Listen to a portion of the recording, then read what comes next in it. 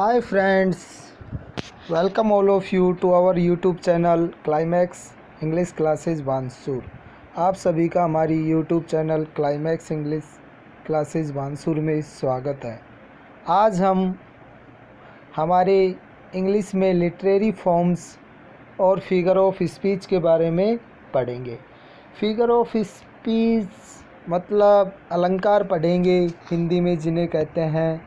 देखिए, वैसे हमारी अंग्रेज़ी भाषा है, English is a beautiful language. अंग्रेज़ी एक सुंदर भाषा है।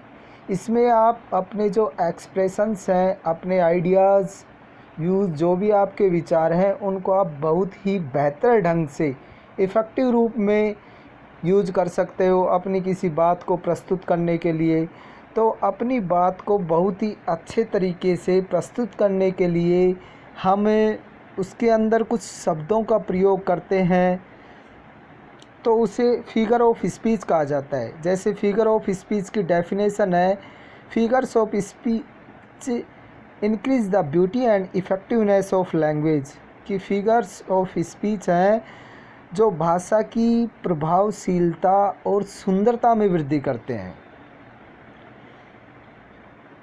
अब देखिए, फर्स्ट फिगर ऑफ स्पीच है जो हमें सिमिली पढ़ेंगे। सिमिले देखिए, सिमिले की डेफिनेशन है कि सिमिले is a comparison between two objects of different kinds which have at least one point in common और रेजम्बलेंस। कि सिमिले के अंतर्गत उपमा की जाती है और किन के बीच में, दो विभिन्न प्रकार की वस्तुओं के बीच में, और जिनके अंतर्गत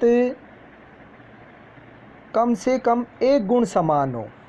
कहने का मतलब यह है कि उपमा तो की जाती है, लेकिन किस प्रकार की वस्तुएं में, दो अलग अलग प्रकार की वस्तुओं में उपमा की जाती है और उनमें कम से कम एक गुण समान हो। आगे देखिए, सिमिले के अंतर्गत हम कुछ शब्दों का उपयोग करते हैं, जो शब्द हैं इंग्लिश के, जैसे एज, लाइक, सो, और हिंदी में कोई एग्जाम्पल होता है तो जैसा, की तरह, ऐसे वर्ड्स यूज हो जाते हैं। अब सबसे इम्पोर्टेंट बात यहाँ पर ये है कि comparison between objects of the same kind. कि एक ही जाति के या एक ही प्रकार की वस्तुओं के बीच में तुलना करना इज़ नॉट ए सिमिले नहीं होता है, वह उपमा अलंकार नहीं होता है, बट ए सिंपल कंपैरिजन, वह केवल एक साधारण तुलना होती है। नहीं समझे?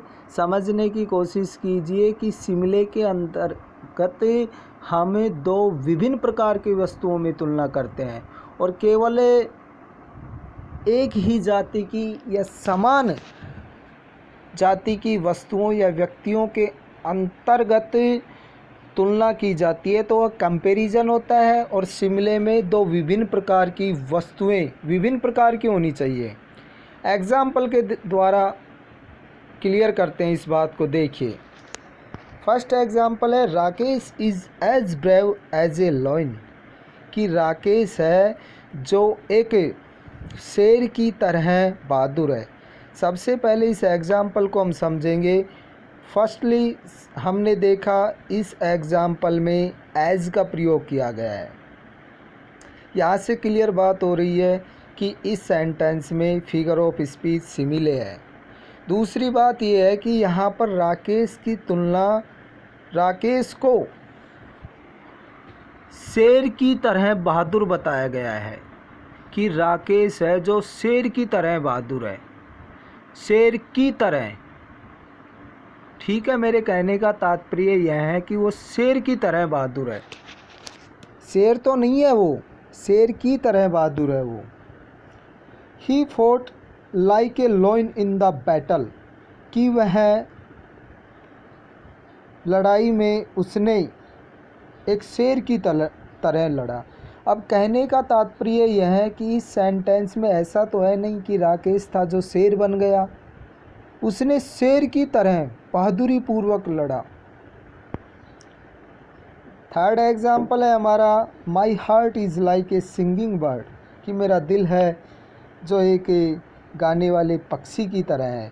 इस सेंटेंस में भी लाइक वर्ड का यूज़ किया गया है और दिल की उपमा की गई है, दिल की तुलना की गई है किससे? सिंगिंग बर्ड से।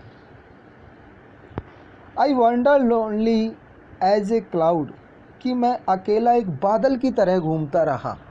एज का एज वर्ड यूज़ किया गया है और बताया गया है कि मैं बादल की तरह अकेला घूमता रहा, भटकता रहा। लिव लाइक ए हर्मिट, कि एक साधु की तरह रहो। And work like a horse, और एक घोड़े की तरह काम करो। देखिए, घोड़ा जिस प्रकार से मेहनती होता है उसी प्रकार से कहा गया है कि आप भी घोड़े की तरह काम करें और एक साधु की तरह सिंपल लाइफ व्यतीत करें।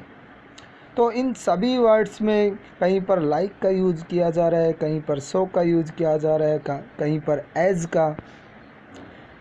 नेक्स्ट एग्जाम्पल है my love is like a red rose, कि मेरा प्यार है जो एक लाल गुलाब की तरह है। जिस प्रकार से एक लाल गुलाब है, एक सुंदर होता है, ठीक उसी प्रकार से मेरा प्रेम भी है, वो सुंदर है।